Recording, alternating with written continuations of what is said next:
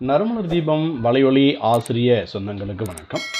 இன்னைக்கு நம்ம பார்க்கக்கூடிய ஒரு முக்கியமான பகுதி சிற்றிலக்கியங்கள் அப்படின்னு சொல்லக்கூடிய தலைப்புக்குள்ளே நம்ம பார்க்க போகிறோம். இந்த தலைப்பை கொஞ்சம் முதல்ல இருந்து கடைசி வரைக்கும் தெளிவாக பாருங்கள்.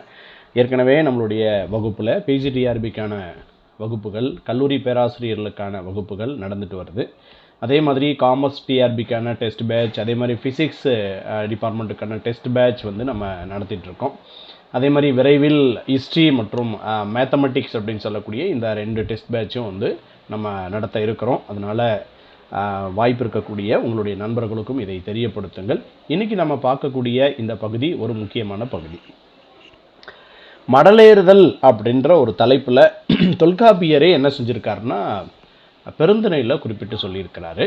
அதாவது ஏறிய மடல் திறம், இளமை தீர்திறம், தேர்தல் ஒளிந்த காமத்து மிகுதிறம், மிக்க காமத்து மிடலோடு தொகையி செப்பிய நான்கும் பெருந்தனை குறிப்பே அப்படின்னு ஒரு நூற்பாவையே சொல்லியிருப்பார். நீங்கள் பார்த்துருப்பீங்க.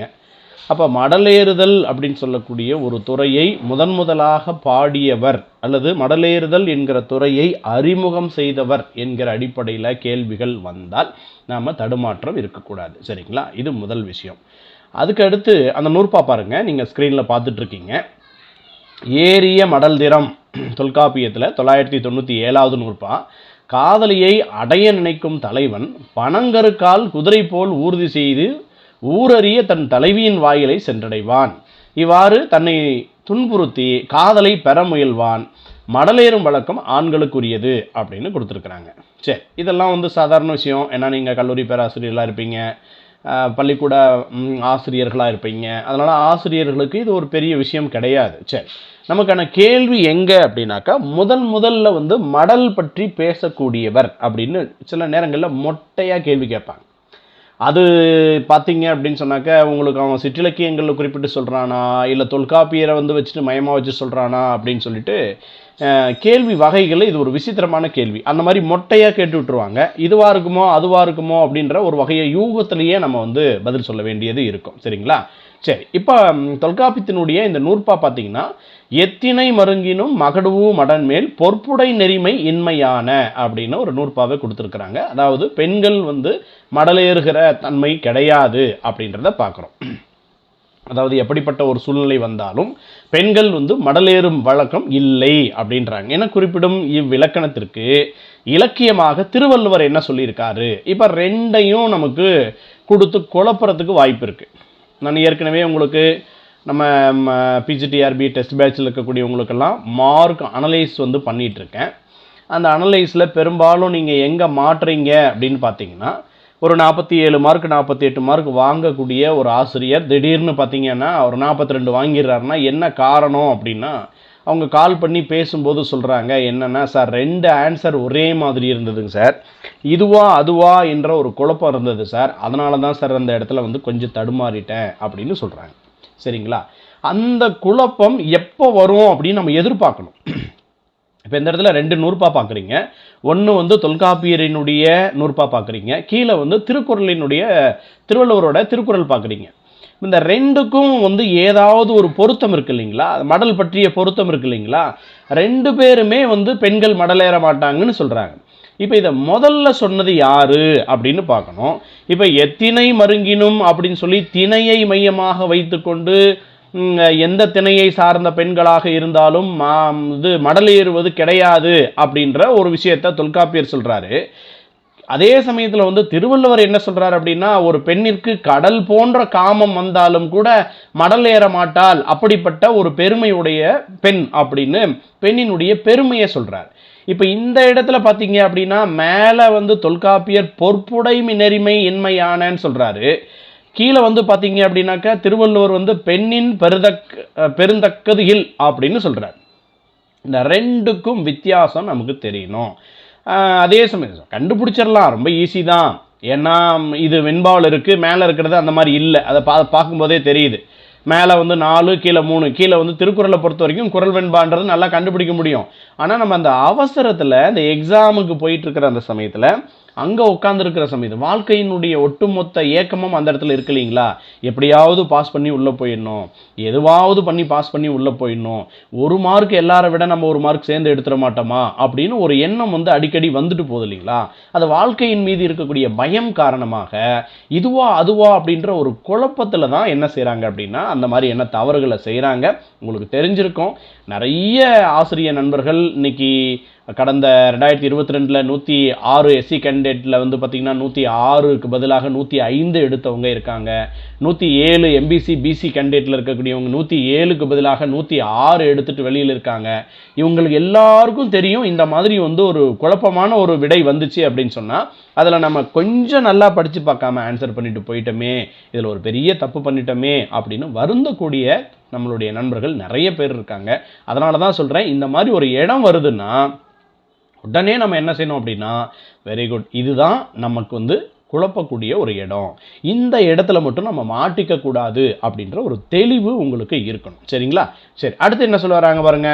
நாயன்மார்கள் ஆழ்வார்கள் காலத்தில் இறைவனை தலைவனா, இதை நாயகன் நாயகி பாவம் அப்படின்னு சொல்லி 2009 நினைக்கிறேன் பிஜிடிஆர்பி இல்லை காலேஜ் டிஆர்பியில் பார்த்தீங்கன்னா குறிப்பாக நெட்டு கொஸ்டின் பேப்பர், அப்போல்லாம் வந்து டிஸ்கிரிப்ட் இருந்து இல்லைங்களா? அந்த காலகட்டத்தில் நெட்டு கொஸ்டின் பேப்பரில் இப்படி ஒரு கொஸ்டின் கேட்டிருந்தான். அதாவது யார் அப்படின்னு பார்த்தீங்கன்னா நாயகன் நாயகி பாவம் குறித்து எழுதுக அப்படின்ற மாதிரி கொடுத்துருந்தான். பொதுவாக வந்து நீங்கள் சைவத்தில் இருந்தாலும் சரி, வைணவத்தில் இருந்தாலும் சரி, அதாவது நாயன்மார்களாக இருந்தாலும் சரி, ஆழ்வார்களாக இருந்தாலும் சரி, இறைவனை தலைவனாக வைத்துக்கொண்டு தன்னை தலைவியாக பாவித்து பாடல் பாடுகிற மரபு அப்படின்றது காலங்காலமாக இருக்கக்கூடிய மரபு தான். சரிங்களா? அந்த மரபை வைத்துக்கொண்டு தொல்காப்பியர் அங்கே அப்படி தான் அடையாளப்படுத்தி இருக்கிறார். அது அப்படியே பிற்கால கட்டத்தில் தொல்காப்பியரை பின்பற்றி எல்லாரும் எழுதிட்டு வராங்க. அதை தான் இங்கே குறிப்பிட்டு சொல்கிறாங்க. தலைவி மடலேறுவதாக அமைந்த மரபை ஏற்கனவே வந்து மாற்றியுள்ளனர். அதாவது இதுவரைக்கும் பெண்களே வந்து மடலேற மாட்டாங்க அப்படின்னு தான் முதல்ல தொல்காப்பியர் எடுத்து இலக்கணமாக சொல்கிறாரு, திருவள்ளுவர் எடுத்து இலக்கணமாக சொல்கிறாரு. ஆனால் நாயன்மார்களும் ஆழ்வார்களும் இந்த மரபை மாற்றி இருக்கிறார்கள். அப்போ தொல்காப்பியரினுடைய இலக்கணத்தை மாற்றுகிற பெருமை யாருக்கு உண்டுன்னா நாயன்மார்களுக்கும் ஆழ்வார்களுக்கும் உண்டு. திருவள்ளுவரினுடைய இலக்கணத்தை மாற்றியவர்கள் யாருன்னு பார்த்தீங்கன்னா இந்த 2 பேர். சரிங்களா? இதை நம்ம ஞாபகத்தில் வச்சுக்கணும். அப்புறம் திருமங்கை ஆழ்வார் உங்களுக்கு தெரியும், இது ஏற்கனவே பிஜிடிஆர்பில் கேட்கப்பட்ட கேள்வி. அதாவது திருமங்கை ஆழ்வார் வந்து பெரிய திருமடல் சிறிய திருமடல் அப்படின்னு சொல்லிட்டு ஏற்கனவே வந்து பாடியிருக்காங்க. மடல் பாடிய ஆழ்வார் யாருன்னு கேட்டிருக்காங்க. இந்த திருமங்கை ஆழ்வார் பார்த்தீங்கன்னா உங்களுக்கு தெரியாது இல்லை, ஆண்டாள பார்த்தீங்க அப்படின்னா ஒரு முறை மொத்த பாடல்கள் எவ்வளோன்னு கேட்பான், ஒரு முறை வந்து சூடி கொடுத்த சுடர்குடின்னு கேட்பான், இல்லைனா வந்து ஒரு முறை நாச்சியார் என்று அழைக்கப்பட்டவர் அப்படின்னு சொல்லி யாருன்னு கேட்பாங்க, ஒரு முறை வந்து பார்த்தீங்கன்னா பாவை பாடிய பெண் அப்படின்னு கேட்பாங்க, மாற்றி மாற்றி தான் துளசி செடியின் கீழ் கண்டெடுக்கப்பட்ட பெண் கேட்பாங்க, பெரியாழ்வாரினுடைய வளர்ப்பு மகள் யாருன்னு கேட்பாங்க. கேள்வி மாற்றி மாற்றி கேட்குற மாதிரியே இந்த ஆண்டாளையும் திருமங்கை ஆழ்வாரையும் பார்த்தீங்க அப்படின்னா படாப்படுத்துவாங்க. இப்போ திருமங்கை ஆழ்வார் அப்படின்னு சொல்லக்கூடியவர் அவர் வந்து ஒரு ஆண். இப்போ இந்த இடத்துல பெரிய திருமடல் சிறிய திருமடல் இதை மட்டுமே வச்சுட்டு இது வரைக்கும் பிஜிடிஆர்பில் 2 முறை கேள்வி கேட்டிருக்கிறாங்க. அப்போ இந்த நாயன்மார்களும் ஆழ்வார்களும் என்ன செஞ்சுருக்காங்கன்னா தொல்காப்பியர் சொல்லிட்டு போன அந்த விஷயத்திற்கு மாறாக இலக்கியத்தை படைத்து காட்டியிருக்கிறார்கள் அப்படின்னு பார்க்குறோம். மடலை சிற்றிலக்கியமாக்கிய ஆழ்வார் இவர் ஆவார் அப்படின்னு பார்க்குறோம். இவங்க தான் திருமங்கை ஆழ்வார் அப்படின்னு சொல்லக்கூடியவங்க. சரி, அதே மாதிரி திருமங்கை ஆழ்வார் மட்டும்தானா சார் அப்படின்னா இந்த கேள்வி ஏற்கனவே கேட்டாச்சு. நான் பல தடவை சொல்லியிருக்கேன், ஏற்கனவே ஒரு கேள்வியை கேட்டாங்க அப்படின்னு சொன்னால் அந்த கேள்வியை அப்படியே கேட்க மாட்டாங்க, கொஞ்சம் மாற்றி கேட்பாங்க, கொஞ்சமாக மாற்றிக்குவாங்க. அப்போ இது வரைக்கும் திருமங்கை ஆழ்வார் அப்படின்னு சொல்லி கேட்டாச்சு, அவங்க பாடின நூல்களை வச்சு கேட்டாச்சு. அதே மாதிரி கொள்ளையடித்து வந்து அன்னதானம் செய்தவர் யாருன்னு கேட்டாச்சு, இறைவனிடமே வந்து கொள்ளையடித்தவர் யாருன்னு கேட்டாச்சு, பல தடவை கேட்டாச்சு. அப்போ அடுத்ததான் என்ன பண்ணுவாங்க அப்படின்னா இப்போ ஆழ்வார்கள்லேயே இன்னும் யாராவது வந்து இதே மாதிரி நாயகன் நாயகி பாவத்தை பாடியிருக்காங்களா அப்படின்னா இருக்காங்க. பெரியாழ்வார் இருக்காரு, இவர் இருக்காரு, அதே மாதிரி பார்த்தீங்கன்னா குலசேகர ஆழ்வார் இருக்காங்க. இப்போ இதுக்கு நமக்கு எல்லாம் என்ன செய்யணும் அப்படின்னா அடுத்து பாருங்க, அந்த வரிசையில் நம்மாழ்வார் வராரு பாருங்க. நம்மாழ்வாரும் திருவாய்மொழியில் தன்னை காதலியாக, இது ரொம்ப கவனமாக பார்க்கணும். இப்போ உங்களுக்கு குழப்பம் வரக்கூடிய இடத்துல கவனமாக இருக்கணும்னு சொன்னல, பொதுவாகவே தன்னை அதாவது இறைவனை வந்து தலைவனாகவும் தங்களை வந்து தலைவியாகவும் அதான் அந்த மாதிரி தான் வந்து பாடுறாங்க. இப்போ பாருங்க, நம்மாழ்வாரும் திருவாய்மொழியில் தன்னை காதலியாகவும் கண்ணனாகிய தலைவனை அடைய மடலேறுவேன் அப்படின்னு சொல்லிட்டு என்ன செய்கிறார் அப்படின்னா பண்ணுறாரு. அப்போ இதுவும் சரியா போச்சு.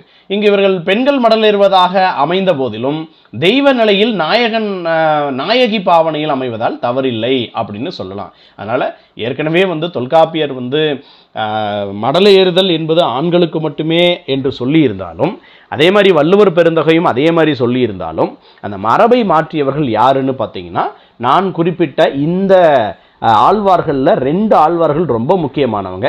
ஒருத்தர் திருமங்கை ஆழ்வார், அது ஏற்கனவே கேள்வி கேட்டாச்சு. அடுத்தது நம்மாழ்வாரை கேட்பதற்கு நிறைய வாய்ப்புகள் இருக்கிறது. இன்னும் ஒரு படி மேலே போனீங்க அப்படின்னு சொன்னாக்க, அந்த மாதிரி மரபை மாற்றி பாடுறதுல கண்ணனை குழந்தையாக பாவித்து பாடுகிற அந்த கேள்வி ஏற்கனவே கேட்டிருக்காங்க. நம்ம பெரியாழ்வாரனுடைய அந்த தாலாட்டு பாடுற அந்த விஷயத்தை சொல்லியிருக்கிறாங்க. அதே மாதிரி குலசேகர் ஆழ்வாரை பற்றி கேள்விகள் கேட்டிருக்கிறாங்க, ராகவன் தாலாட்டு அப்படின்னு சொல்லிட்டு. அதனால் இதையெல்லாம் கொஞ்சம் கவனமாக பார்த்துக்கோங்க. அதே மாதிரி பார்த்தீங்கன்னா, மடலுக்கு பாட்டியல் நூல்கள் இலக்கணம் வகுத்திருக்கு. நிறைய பாட்டியல் நூல்கள் மடலுக்கு இலக்கணம் வகுத்திருக்காங்க. இன்னும் சொல்ல போனோம் அப்படின்னு சொன்னாக்க 96 வகையான சிற்றிலக்கியங்களில் உலா மடல் அப்படின்னு ஒன்று பார்த்துருப்பீங்க. அதே மாதிரி வள மடல் அப்படின்னு சொல்லி 2 மடல்களை பார்த்துருப்பீங்க. அது எப்படிங்க சார் 96 வகையான சிற்றிலக்கியங்களேயே அப்படின்னா, இந்த வளமடல் உலாமடல் அப்படின்னு சொல்லக்கூடிய இந்த 2க்கும் யாரே குறிப்பிட்டிருக்காருன்னா தொல்காப்பியரே குறிப்பிட்டு சொல்லியிருக்கிறார். சரி, இந்த பட்டியல் பாருங்க. களிமடல், இன்பமடல், வளமடல், உலாமடல் என மடல் பல்வேறு பெயர்களால் அழைக்கப்படுகிறது. அப்போ ஒரே ஒரு மடலுக்கு எத்தனை பேர் இருக்குன்னு பாருங்க. அப்போ வளமடல், உலாமடல், இன்பமடல், களிமடல் அப்படின்னு சொல்லி பல்வேறு பெயர்கள் இருக்கிறது. இது பார்த்துக்கோங்க. சில மடல் இலக்கியங்கள் சிறிய திருமடல் அவங்களே குறிப்பிட்டு சொல்கிறாங்க. இது ஏற்கனவே பார்த்தாச்சு இல்லையா? அதுக்கப்புறம் பார்த்தீங்கன்னா, அந்த சிறிய திருமடல் பெரிய திருமடல் யார் பாடினாங்க அப்படின்றது உங்களுக்கு தெரியும். இன்னும் சொல்ல போனோம் அப்படின்னா, இந்த வரணகுலாதித்தன் உலாமடல் அப்படின்னு சொல்லக்கூடியதை பாடினது யார் அப்படின்னு பார்த்தீங்கன்னா, காளிமுத்து அம்மையார் அப்படின்னு சொல்லக்கூடியவங்க தான் அதை பாடியிருக்காங்க. அவங்களுடைய காலம் 16ஆம் நூற்றாண்டில் பாடியிருக்கிறாங்க. சரிங்களா? இது ஒரு முக்கியமான ஒரு மடல் அப்படின்றத பார்க்குறோம். அதுக்கடுத்து பார்த்தீங்க அப்படின்னா, இங்கே இருக்கு பாருங்க, நான் ரவுண்ட் பண்ணுற பாருங்க, வரணகுல ஆதித்தன் அப்படின்னு சொல்லி தனியாக பிரித்து சொல்லியிருக்காங்க. அதுக்கப்புறம் பார்த்தீங்கன்னா, பாப்பைய பிள்ளை உலா மடல் அப்படின்னு பாடியிருக்காங்க. அவங்களுடைய ஆசிரியர் பேர் தெரியல. அதே மாதிரி திருச்செந்தூர் உலா மடல், அதுக்கும் ஆசிரியர் பெயர் தெரியல. இப்போ தாயுமானவர் உலா அப்படின்னு ஒன்று இருக்கு பாருங்க, தாயுமானவர் உலா மடல், அது தாயுமானவரே பாடினது. அதே மாதிரி எட்டப்ப நாயக்கன் பேரில் ஒரு உலா மடல் இருக்குது. அது பெத்தண்ணன் தலவாய் அப்படின்னு சொல்லக்கூடிய ஒருத்தர் பாடியிருக்கிறாரு. அதுக்கப்புறம் பார்த்தீங்க அப்படின்னா, உலா மடல் அல்லது சமுத்திர விலாசம் அப்படின்னு முத்துப்புலவர் 19ஆம் நூற்றாண்டில் ஒரு உலா பாடியிருக்கிறார். சரி, அதாவது உலா மடல் பாடியிருக்காங்க. அந்த மாதிரி நிறைய என்ன இருக்குது அப்படின்னு பார்த்தீங்கன்னா, உலா மடல்கள் அப்படின்னு சொல்லக்கூடிய அடிப்படையில் இவங்க பாடியிருக்கிறாங்க. ஒரு விஷயம், இதுக்கு ஏதாவது இலக்கணம் தனியாக இருக்கா சார் அப்படின்னு சொல்லி பார்த்தீங்க அப்படின்னா, நான் முன்னாடியே குறிப்பிட்ட மாதிரி இன்னொரு பக்கத்தில் பார்த்தீங்கன்னா, வளமடல் அப்படின்னு சொல்லி சிற்றிலக்கியத்திலேயே இன்னொரு இடத்துல குறிப்பிட்டு சொல்லியிருக்காங்க. அதற்கும் பார்த்தீங்க அப்படின்னா, இலக்கண விளக்கம் அப்படின்னு சொல்லக்கூடியது அறம்பொருள் இன்பம் வீடு, அறம்பொருள் வீடு என்னும் அம்முக்கூற்றின் திறம் கடிந்து அறிவையர் திறத்து உறும் இன்பம் அப்படின்னு இலக்கண விளக்கம் என்ன செய்கிறாங்க அப்படின்னா கொடுத்துருக்குறாங்க. ஒரு இலக்கு கொடுத்துருக்காங்க. அதில் பார்த்தீங்க அப்படின்னாக்கா, ஆதிநாதன் வளமடல் அப்படின்னு சொல்லி ஜெயங்கொண்டார் 12ஆம் நூற்றாண்டில் எழுதின ரொம்ப முக்கியமான ஒரு வளமடலை குறிப்பிட்டு காட்டுறாங்க. சித்திரமடல் அப்படின்னு சொல்லிட்டு காலமேக புலவர் 15ஆம் நூற்றாண்டில் பாடின ஒரு வளமடலை ரொம்ப அழகாக எடுத்து காட்டுறாங்க. இது எல்லாமே பாட்டியல் நூல்கள் குறிப்பிடக்கூடிய ஒரு விஷயம். ஆனால் எல்லாத்துலேயுமே ஒரே ஒரு விஷயம்தான், என்ன அப்படின்னாக்க, காதல் கைகூடாத போது மடல் ஏறி அந்த பெண்ணை அடைவேன் என்கிற ஒரு தலைவனுடைய அறிவிப்பு தான் இந்த மடல் அப்படின்னு சொல்லக்கூடியது. அதனால் சிற்றிலக்கியங்களில் 96 வகையான சிற்றிலக்கியங்களில் 2 இடத்துல வருது உலாமடல், அதே மாதிரி வளமடல் அப்படின்னு சொல்லி 2 இடத்துல வருது. இந்த ஏதாவது ஒரு மடலினுடைய பெயரை கொடுத்து கேள்விகள் கேட்பதற்கு நிறைய வாய்ப்புகள் இருக்கிறது. அதே மாதிரி இந்த இடத்துல யார் பாடினாங்க அப்படின்னு சொல்லி கேட்கறதுக்கு நிறைய வாய்ப்புகள் இருக்கிறது. தமிழ் இலக்கிய கொள்கை அப்படின்னு ஒரு நூலில் நம்ம கடிகாச்சலம் என்ன செஞ்சிருந்தா, மடல் அப்படின்ற தலைப்பில் கொஞ்சம் விரிவாகவே செய்திகளை தொகுத்து கொடுத்துருக்காரு. அப்படின்னா அந்த செய்திகள் எல்லாத்தையும் நான் உங்களுக்கு இந்த பிடிஎஃபோடு சேர்த்தே சொல்லிட்டேன். அதனால் இந்த மடல் குறித்து இன்னும் விரிவாக என்னென்ன செய்திகள் உங்களுக்கு கிடைத்தாலும் அதையெல்லாம் பார்த்துக்கோங்க. எந்த இடத்துலேயும் ஒரே ஒரு விஷயம் மட்டும் எப்பவும் ஞாபகம் வச்சுக்கோங்க. நீங்கள் ஒரு கேள்விக்கு, யாருக்கும் தெரியாத ஒரே ஒரு கேள்விக்கு நீங்கள் விடையளித்தால் மட்டுமே உங்களோடு போட்டிக்கு வருகிற அவ்வளவு பேரையும் பின்னுக்கு தள்ளிவிட்டு நம்ம முன்னாடி போக முடியும். அந்த மாதிரி ஒரு 10 கேள்வியாவது யாருக்கும் தெரியாத, யாருக்கும் இதுவரைக்கும் வந்து பார்த்திராத நூல்களிலிருந்து நீங்கள் தகவல்களை சேகரித்து வைத்திருந்தால் மட்டுமே அந்த அந்த இடத்துக்குள்ளே போக முடியும் அப்படின்றத மனசுக்குள்ளே வச்சுட்டு, ஒவ்வொரு கேள்வியையும் குருவி சேர்ப்பதை போல, குருவி தானியங்களை சேர்ப்பதைப் போல, இது மற்றவர்களுக்கு தெரிந்திருக்காது, இது நமக்கு தெரிந்திருக்கும். அப்போ மற்றவர்களை விட இன்னும் கொஞ்சம் ஒரு மதிப்பெண் கூட போக வேண்டும். ஒரு மதிப்பெண் என்று ஒவ்வொரு கேள்வியையும் ஒரு மிகப்பெரிய சவாலாக எடுத்துக்கொண்டு அந்த 150 கேள்வியையும் பார்த்து எந்த இடத்திலேயும் இதுவா அதுவா என்ற ஒரு சோதனைக்குள்ளாக நம்ம வந்து மாட்டிக்கொள்ளக்கூடாது என்கிற அடிப்படையில் மிக எச்சரிக்கையாக நீங்கள் பார்த்து கொண்டே வந்தீர்கள் என்று சொன்னால் நாளைக்கு நீங்கள் அங்கே போய் உட்கார்றதை யாராலும் தடுக்க முடியாது. அதை விட்டுட்டு நான் ஏற்கனவே சொன்ன மாதிரி சும்மா ஒரு 20 நிமிஷத்தில் 50 கொஸ்டின் கொடுக்குறீங்களா, கொடுங்க 20 நிமிஷத்தில் தட்டிடுவேன், நான் ஒரு 25 மார்க் வாங்குவேன், 30 மார்க் வாங்குவேன் அப்படின்னா நீங்கள் பணமே செலவு பண்ண வேண்டாம், வேஸ்ட். அது ரொம்ப தெரியும். இன்றைக்கி இருக்கக்கூடிய போட்டி என்னன்றது எங்களுக்கு தெரியும், அதே துறையில் இருக்கிற எங்களுக்கு தெரியும். ஆனால் உங்களுக்கு எவ்வளோ தெரியும் அப்படின்றது நீங்கள் பார்த்துக்கோங்க. அதனால் வரக்கூடிய இளைய தலைமுறைகள் ரொம்ப பாஸ்டாக இருக்காங்க. சரி, இந்த பகுதியை வந்து பார்த்துக்கோங்க. மீண்டும் எப்பொழுதாவது நேரம் கிடைக்கிற போது வேறு ஒரு பகுதியில் சந்திக்கலாம். நன்றி, வணக்கம்.